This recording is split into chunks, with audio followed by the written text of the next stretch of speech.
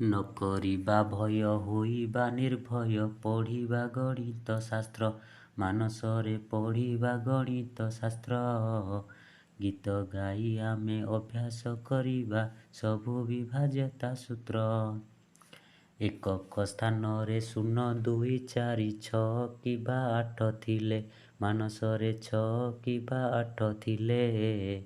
2 ଦ୍ୱାରା ସଂଖ୍ୟା ବିଭାଜ୍ୟ ହୁଅଇ ମନେ ରଖିଥାଅ ପିଲେ।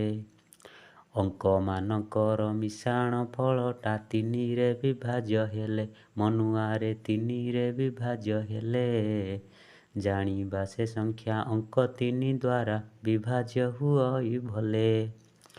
ଦଶକ ଏକକ ଅଙ୍କରେ ଗଠିତ ଯେଉଁ ସଂଖ୍ୟା ମିଳିଥାଏ, ମାନସରେ ଯେଉଁ ସଂଖ୍ୟା ମିଳିଥାଏ, ସେ ସଂଖ୍ୟା 4ର ଗୁଣିତକ ହେଲେ ସଂଖ୍ୟା 4ରେ ବିଭାଜ୍ୟ ହୁଏ।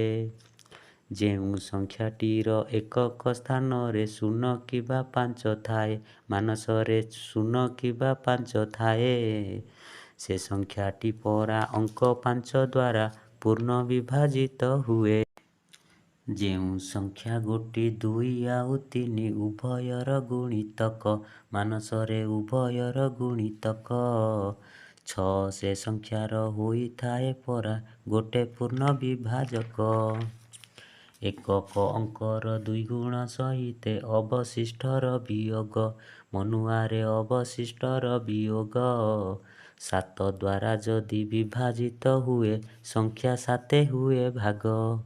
ଶେଷ 3 ଅଙ୍କେ ଗଠିତ ସଂଖ୍ୟାଟି 8 ହେଲେ ବିଭାଜିତ, ମନୁଆରେ 8 ହେଲେ ବିଭାଜିତ। ଯେତେ ବଡ଼ ସଂଖ୍ୟା ହେଲେ ବି ସେ ହେଉ 8 ଦ୍ୱାରା ବିଭାଜିତ।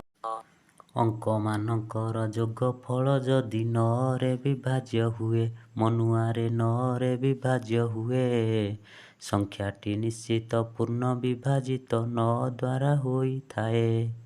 ସଂଖ୍ୟାର ଏକକ ଘରେ ଥିଲେ 0 10 ଦ୍ୱାରା ବିଭାଜିତ, ମନୁଆରେ 10 ଦ୍ୱାରା ବିଭାଜିତ। ଗୀତରେ କହେ ବଳରାମ, ଶୁଣ ବିଭାଜ୍ୟତା ସୂତ୍ର। ଦରକାର ବେଳେ ଆସିବ କର୍ମରେ, ରଖିଲେ ଏହାକୁ ମନେ, ପିଲାମାନେ ରଖିଲେ ଏହାକୁ ମନେ।